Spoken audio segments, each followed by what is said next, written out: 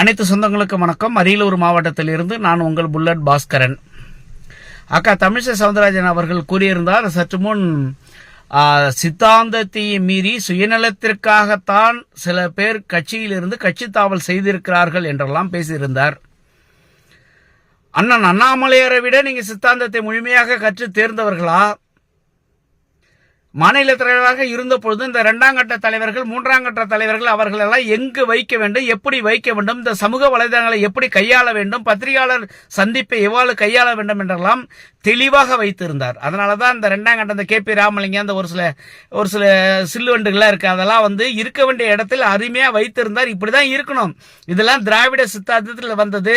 இதுக்கு பாத்தீங்கன்னா ஒட்டுண்ணி மாதிரி யாரு காலையாவது நக்கி தான் சாப்பிட வேண்டும் என்ற எண்ணத்தில் உள்ள குடும்பத்தில் இருந்து வந்தவர்கள், அரசியல் பின்புலத்தில் வந்தவர்கள் என்பதற்காகத்தான் அவர் தெளிவாக மாநில தலைவராக இருந்த பொழுது இந்த கட்சியை எப்படி வழிநடத்த வேண்டும், பொதுவெளியில் எப்படி யார் பேச வேண்டும் என்பதெல்லாம் ஒரு வரையறையை வச்சிருந்தார்.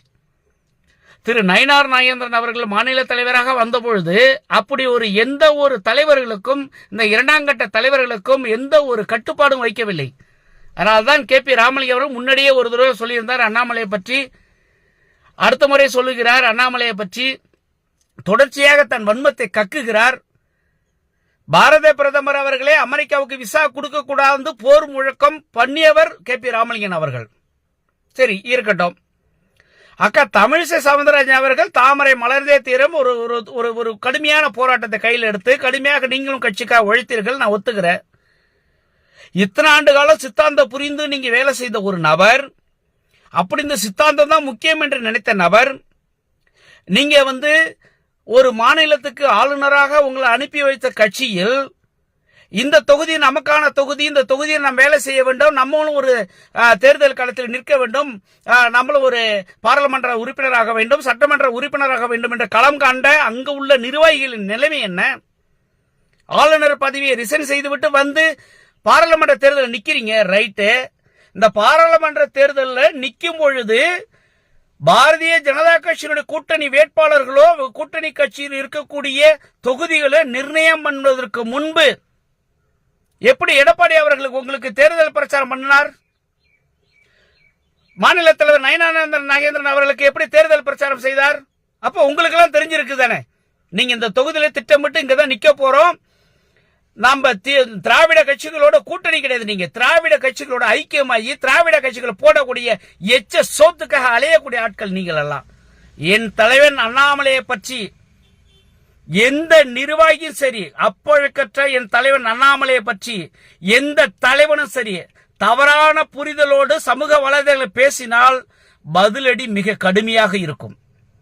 நீங்கள் எல்லாம் பாரதிய ஜனதா கட்சியை பயன்படுத்தி கொண்டு இந்த நாட்டை எந்த அளவுக்கு சீர்கெடுத்தீர்கள், தமிழகத்தை எந்த அளவுக்கு நாசம் பண்ணீர்கள் என்பதெல்லாம் அனைத்து மக்களுக்கும் தெரியும், அனைத்து தொண்டர்களுக்கும் தெரியும். இன்று எதிரி கட்சி என்று எண்ணக்கூடிய கட்சிகள் எல்லாம் அண்ணாமலையுடைய உழைப்பை கண்டு வியந்து போயிருக்கிறார்கள். என் மக்கள் யாத்திரை தமிழகம் முழுவதும் ஒரு வெற்றி யாத்திரையாக, ஒரு போர் முழக்க யாத்திரையாக, இளைஞர்களை அரசியலில் உள்ளே கொண்டு வரும் யாத்திரையாக அப்படி கொண்டு வந்த ஒரு மனிதரை பார்த்து சுயநலவாதி எப்படி உங்களுக்கு மனசு வருது? நாங்கெல்லாம் சுயநலவாதியா? அரசியல் களத்தில் நாங்க எத்தனை வழக்குகள் வாங்கியிருக்கோம் தெரியுமா?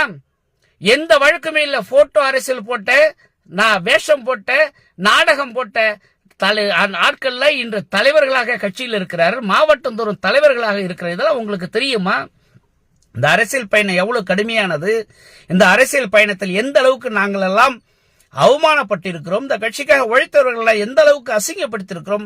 எங்கள் மனதுக்கு ஒரு சிறிய ஆறுதல், இந்த தமிழகத்தில் பாரதிய ஜனதா கட்சியை பட்டி தொட்டிலாம் இந்த தாமரை சின்னத்தை கொண்டு சேர்த்த அண்ணன் அண்ணாமலையாருக்கே இந்த நிலைமை என்னும் பொழுது நாங்கெல்லாம் எந்த மூலையில கிடக்கிறோம்? ஏதோ ஒரு மூலையில பாரத் மாதா கி ஜெய், பாரத பிரதமர் நரேந்திர மோடி வாழ்க, இப்படி வாழ்க வாழ்கன்னு கடைசி வரைக்கும் நீ வாழ்க நீ வாழ்க நாங்க கோஷம் போடுற கூட்டத்துல தான் இருக்கிறோம் தாயே.